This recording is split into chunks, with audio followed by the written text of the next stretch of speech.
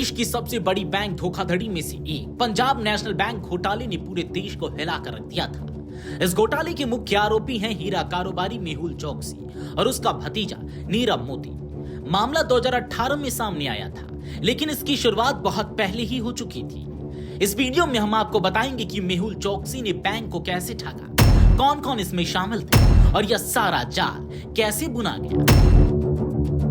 सबसे पहले समझते हैं क्या है इस घोटाले की कहानी।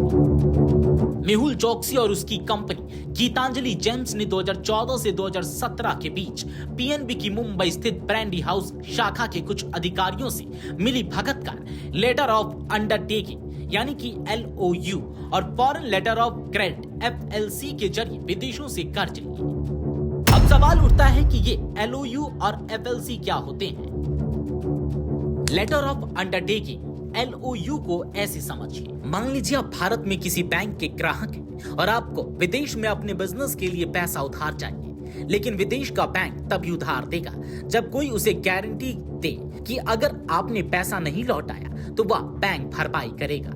या PNB ने मेहुल चोकसी के लिए वही गारंटी दी, यानी अगर मेहुल पैसा नहीं लौटाएगा तो हम यानी कि PNB भरपाई करेंगे। चलिए अब समझते हैं फॉरेन लेटर ऑफ क्रेडिट यानी कि FLC। यह एक और तरीका होता है जिससे बैंक किसी अंतरराष्ट्रीय लेन देन की गारंटी देता है। यह खासकर तब जारी किया जाता है जब कोई कारोबारी विदेश से माल मंगवाता है और उसके भुगतान की गारंटी बैंक देता है। अब एक आसान उदाहरण से समझते हैं कि यह घोटाला कैसे हुआ। मान लीजिए आपके मोहल्ले में एक दुकानदार है, चलिए उसका नाम मेहुल ही रख लेते हैं। मेहुल को विदेश से महंगा सामान मंगवाना है, लेकिन उसके पास पैसे नहीं है। वो मोहल्ले की एक बड़ी दुकान जिसका नाम PNB है उसे कहता है कि मेरे भरोसे पर एक कागज यानी कि LOU बना दो, जिससे विदेशी दुकानदार मुझे उधार में माल भेज सके। अब मोहल्ले की दुकान यानी कि PNB ये कागज बना देती है, लेकिन बिना कोई रिकॉर्ड रखे, बिना मैनेजर को बताए और बार बार ऐसा करती रहती है। विदेशी दुकानदार मेहुल को माल देता है और जब पैसे नहीं मिलते तो मोहल्ले की दुकान यानी कि PNB से पैसे मांगता है।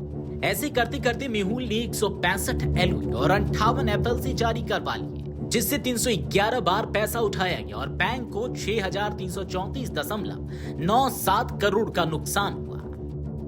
इस पूरे खेल में कौन कौन शामिल था? पहला मेहुल चोकसी, दूसरा उसका भतीजा नीरव मोदी, तीसरा गीतांजलि जेम्स और उससे जुड़ी अन्य कंपनियां, चौथा PNB ब्रांडी हाउस शाखा के कुछ अधिकारी, पांचवा कुछ विदेशी बैंकों की भारतीय शाखाएं। अब आपको बताते हैं कि एजेंसियों ने क्या कार्रवाई की। CBI ने 2018 में मामला दर्ज किया और अब तक 2 आरोप पत्र दाखिल कर चुकी है। ED ने 3 अभियोजन शिकायतें दर्ज की है। अब तक 2565.90 करोड़ की संपत्ति जब्त की जा चुकी है।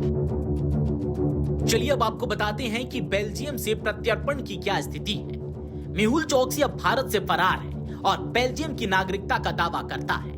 भारत और बेल्जियम के बीच प्रत्यर्पण संधि है, जिसके तहत जालसाजी और धोखाधड़ी जैसे आरोपों में आरोपी को भारत लाया जा सकता है, लेकिन इसमें 2 बाधाएं हैं।